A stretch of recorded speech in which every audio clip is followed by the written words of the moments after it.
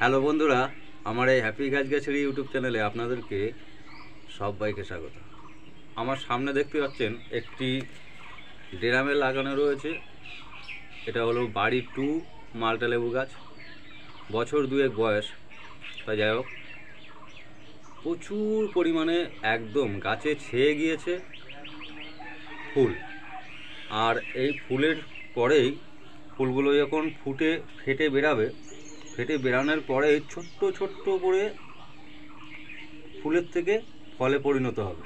এবং যখন এই ফুলের থেকে ফলে পরিণত হওয়ার পরে ছোট্ট ছোট্ট মটরশুঁটির দানার মতন যখন সাইজ হবে, সেই সমস্ত গুটিগুলোকে কিভাবে সেটিং করে একেবারে ধারাবাহিকভাবে রেখে দেবেন, ফলগুলো কিভাবে বড় করবেন, তার জন্যে আজকের পদ্ধতি। কিছু কিছু ভুলের কারণে আমাদের গাছের ফলগুলো আমরা বড় করতে পারি না। আবার যে আশা নিয়ে আমরা গাছে প্রচুর ফুল দেখতে পাই, একটা সময় গিয়ে দেখা যায় গাছের ফুলগুলো সব টোটাল ঝরে পড়ে গেল, বা গাছের ছোট্ট ছোট্ট যখন ফলগুলো সেটিং হচ্ছে লেবুগুলো, তখন সেই লেবুগুলো নিচে পড়ে যায়। আর মন একটা হতাশা বা মন ভেঙে যায় যে এত সুন্দর একটা গাছ তৈরি করলাম, গাছটা তৈরি করার পরে গাছে এত সুন্দর ফুল এলো, আকাশের তারার মতন সাজিয়ে গেল, সাদা হয়ে গেল, কিন্তু যখন ছোট্ট ছোট্ট গুটি তৈরি হচ্ছে আর সেই টাইমে আপনার গাছের গুটিগুলো সব ঝরে পড়ে যাচ্ছে, লাস্টে আপনি একদম আর কিছু বলার মতো লাইন নেই। কিন্তু এই গুটিগুলোকে আপনার গাছে কীভাবে সেটিং করবেন এবং গুটি সেটিং করার পরে গাছের গুটি অর্থাৎ লেবুগুলো কীভাবে বড় করবেন, তার পদ্ধতি আজকের এই ছোট্ট ভিডিওর মাধ্যম দিয়ে আপনাদেরকে জানাবো।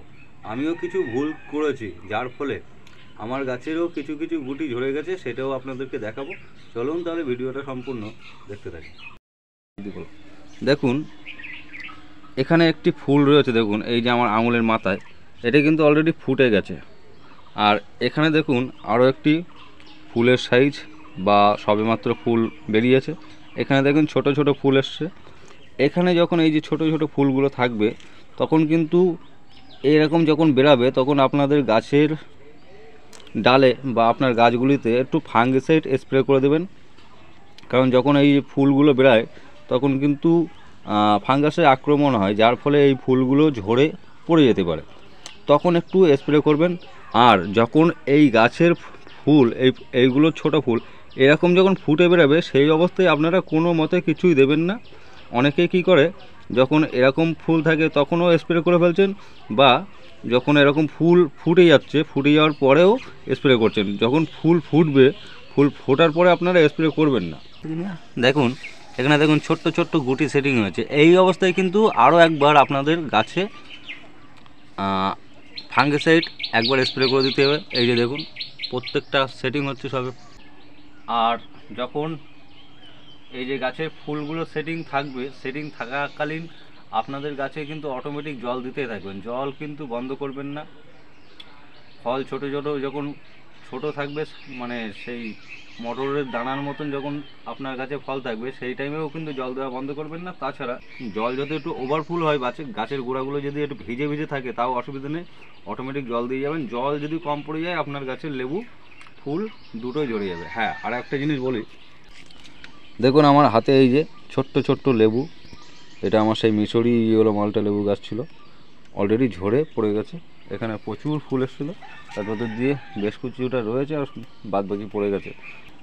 আমি একটা ভুল করেছিলাম, গাছে কিছু অংশ ফুল ফুটে গেছিলো, আবার কিছু কিছু ফল সেটিংও হয়ে গেছিলো, যার ফলে আমি ওই ট্রিটমেন্টটা করিনি, আমি শুধুমাত্র জল দিয়েই যাচ্ছিলাম। কিন্তু এখানে আরও একটি পদ্ধতি রয়েছে, দেখাবো। দেখুন এই গাছের যখন এই যে লেবুগুলো সেটিং হয়ে গেছে, বা এরকম সাইজের লেবু সেটিং হচ্ছে, এই যে সেটিং হচ্ছে, এই অবস্থায় আপনারা কি করবেন, আপনাদের গাছের গোড়ায় একটু বোরন দিয়ে দেবেন। ঠিক আছে, একটু বোরন দেবেন। আর 0050 সাইবার অফ পটাশ যার বলা হয়, 0050 গাছের গোড়ায় একটু দিয়ে দিতে পারেন, বা একটু স্প্রে করে দিতে পারেন।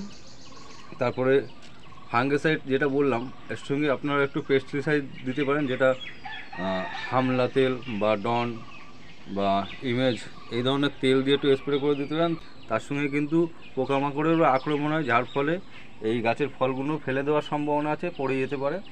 আর এই তেলটা যদি দেওয়া হয় যখন এরকম ফুল অবস্থায় দেবেন না, যখন এরকম সেটিং হবে তারপরে আপনারা দেবেন, ঠিক আছে।